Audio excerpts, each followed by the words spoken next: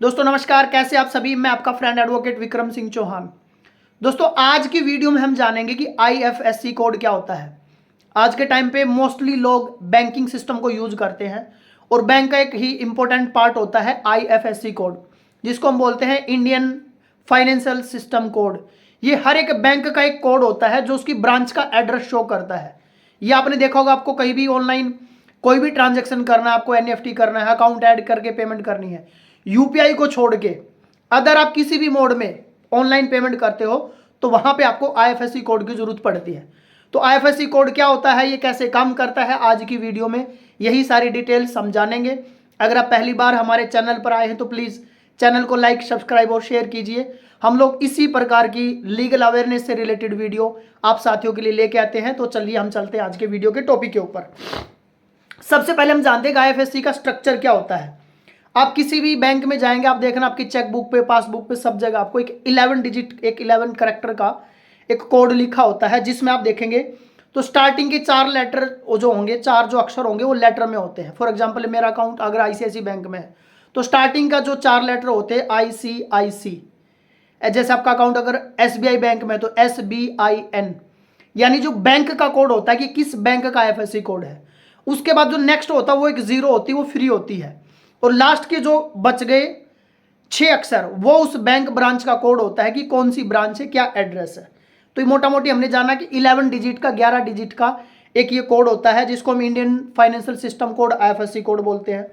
कहाँ पे आप चेक कर सकते हो, आप इसको चेक कर सकते हो, आपकी जो बैंक से चेकबुक आती है उसके फ्रंट पेज पे लिखा होता है। दूसरा, आपके वो जो बैंक से पासबुक मिलती है उसमें भी लिखा होता है। तीसरा, आप बैंक की वेबसाइट पे जाके इंटरनेट बैंकिंग के थ्रू भी आप ब्रांच का आईएफएससी कोड चेक कर सकते हो। चौथा, आप आरबीआई की वेबसाइट पे जाके भी किसी भी बैंक ब्रांच का आईएफएससी कोड चेक कर सकते हो। पांचवा, आप बैंक की ब्रांच में विजिट करके वहां से भी आप पता कर सकते हो। और छठा, आजकल हम लोग मोबाइल बैंकिंग ऐप यूज करते हैं। हर बैंक का एक एप्लीकेशन, एक ऐप होता है जो हम प्ले स्टोर से, ऐप स्टोर से डाउनलोड करते हैं। वहां पे भी आप लॉग इन करके चेक कर सकते हो कि किस बैंक का आईएफएससी कोड कौन सा है और कौन सी लोकेशन पे वैलिड है। अगर हम आईएफएससी कोड गलत डालते हैं तो आप जो पेमेंट करते हो वो पेमेंट आपकी वापस रिफंड हो जाती, पेमेंट आगे जाएगी नहीं।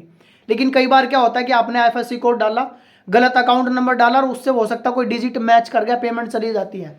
तो वहां पे हमें कुछ कॉन्सिक्वेंसीज का सामना करना पड़ सकता है।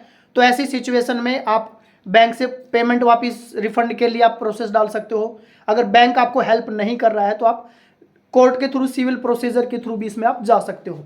कोई भी पेमेंट आप ऑनलाइन करते हैं, आप एनईएफटी करते हैं, आप अपना आईएमपीएस करते हैं, या कोई भी बैंक का सिस्टम जब आप बैंक का अकाउंट ऐड करके पेमेंट डालते हो तो आपको कुछ सावधानी रखनी चाहिए। सबसे पहले आप क्रॉस चेक कर लीजिए कि जो आपने बैंक अकाउंट नंबर, जिस व्यक्ति का अकाउंट हो उसका नाम और आईएफएससी कोड ठीक डाला नहीं डाला है।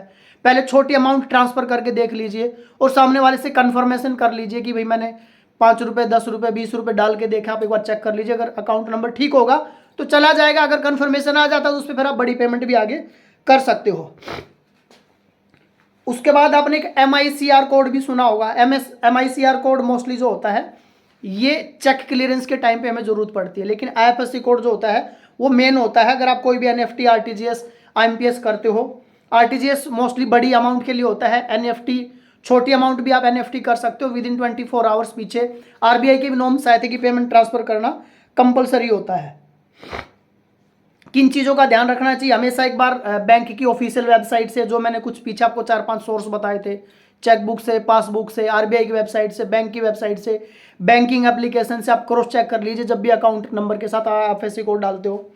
बेनिफिशियरी की डिटेल आप चेक कर लीजिए।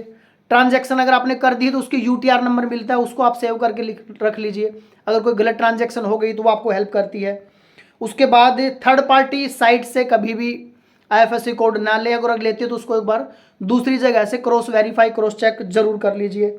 बेनिफिशियरी पहले से सेव करके रखिए, और अगर कोई ओल्ड बेनिफिशियरी है तो उसको हटा दीजिए।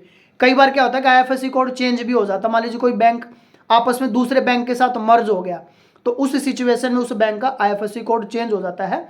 तो कोई भी ट्रांजैक्शन करने से पहले अगर आपने पहले से कोई बेनिफिशियरी अकाउंट ऐड किया हुआ है तो लेटेस्ट उसका आईएफएससी कोड जरूर चेक कर लीजिए। तो ये कुछ बेसिक चीज़ें हैं जो आपको ध्यान रखनी है, और हमने आज बात करी कि आईएफएससी कोड क्या होता है। नेक्स्ट वीडियो दोस्तों आप किस टॉपिक पे चाह रहे प्लीज कमेंट बॉक्स में मेंशन कीजिए, हम लोग उसी टॉपिक पे आप साथियों के लिए वीडियो लेके आएंगे। हम जल्द मिलते हैं एक और नई वीडियो के साथ, तब तक आप साथियों का दिल की गहराई से बहुत बहुत धन्यवाद। जय हिंद, जय भारत, वंदे मातरम, थैंक यू।